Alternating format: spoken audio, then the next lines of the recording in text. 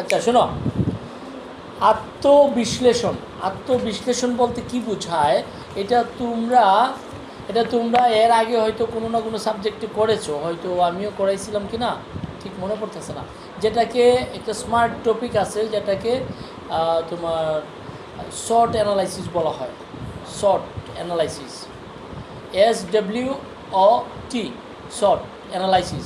S হলো strength, W হলো weakness, ওতে হলো অপরচুনিটি, টিতে হলো থ্রেট।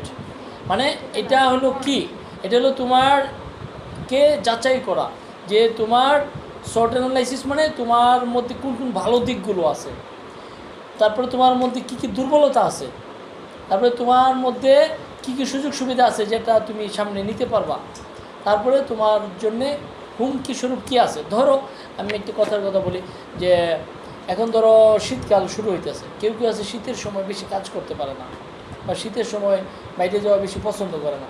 তাহলে তার যদি বাইরে কাজ থাকে, শীতকাল আসতেছে মানে তার জন্য এটা অপরচুনিটি না থ্রেট?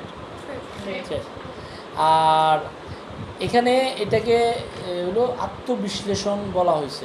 তো আত্মবিশ্লেষণ মানেই হচ্ছে যে তুমি যে প্ল্যান করবা, তুমি যে পরিকল্পনা করবা, ধরো তুমি একজন ব্যবসায়ী হতে চাও, তখন তোমাকে কঠোর পরিশ্রমী হতে হবে। কারণ তুমি যদি পরিশ্রমী না হয়ে থাকো, তাহলে তুমি যদি একজন উদ্যোক্তা হইতে চাও, তাহলে সেটা কি হবে? হবে না।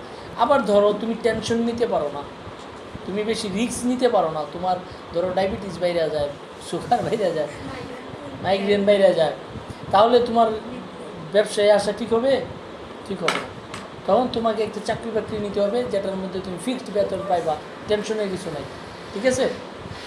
আচ্ছা, তো এই আত্মবিশ্লেষণ হলো তুমি কী কাজটা করতে চাও সেটার করার আগে, শুরু করার আগে তুমি দেখবা যে এটা তুমি পারো কি না, তোমার মধ্যে এই গুণগুলো আছে কি না যেগুলো করা দরকার। ক্লিয়ার? এটা হলো আত্মবিশ্লেষণ।